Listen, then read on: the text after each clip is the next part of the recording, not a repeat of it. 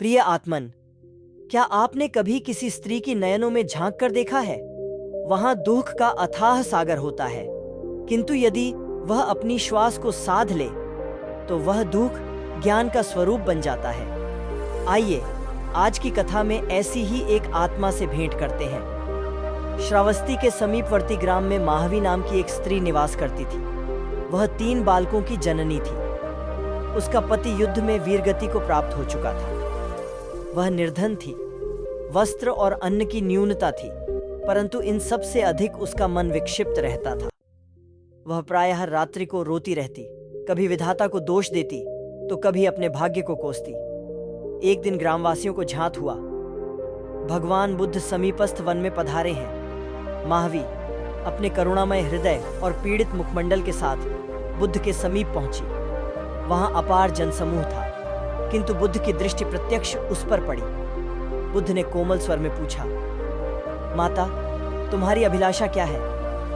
महावी बोली, मुझे शांति चाहिए प्रभु। मेरा अंतःकरण क्षुब्ध है।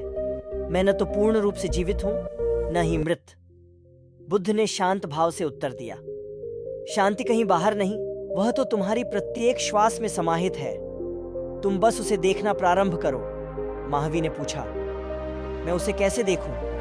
बुद्ध ने कहा, प्रत्येक प्रातः जब तुम नेत्र खोलो तो अपनी प्रथम श्वास का अवलोकन करो, उसकी गति को अनुभव करो। क्या वह मंद है अथवा तीव्र? जब तुम अपने दैनिक कार्य करो, जैसे अन्न पकाओ, तो अपनी श्वास का स्मरण रखो, तुम्हारा मन वहीं स्थिर हो जाएगा। और जब तुम शयन को जाओ तो श्वास के साथ निद्रा को आलिंगन दो, जैसे शांत जलधारा में तन मन बह रहा हो।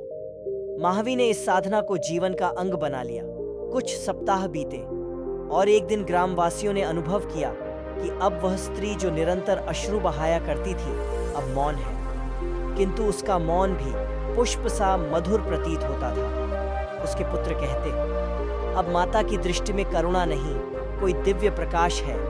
पुनः जब बुद्ध ग्राम में पधारे, माहवी उनके चरणों में गिरी और बोली, प्रभु, आपने मुझे जीवन दान दिया है। अब मैं मात्र जीवित नहीं, मैं प्रत्येक श्वास में देखती हूँ। बुद्ध मुस्कुराए और बोले, जब कोई स्त्री अपनी श्वास की स्वामिनी बन जाती है, तब वह संसार को भी जीवन देना आरंभ कर देती है। प्रिय श्रोता, यदि आप भी अपने भीतर अशांति का अनुभव करते हैं तो बाहर कुछ न खोजें। आपकी प्रत्येक श्वास ही आपका मार्ग है। हर श्वास में बुद्ध विराजते हैं, हर श्वास में समाधान है। इस कथा को अपने स्नेहीजनों से साझा करें। हो सकता है आपकी एक साझेदारी किसी माहवी का जीवन रूपांतरित कर दे। धार्मिक सुविचार चैनल को अवश्य सब्सक्राइब करें। यहाँ प्रत्येक कथा आत्मा का स्पर्श करती है।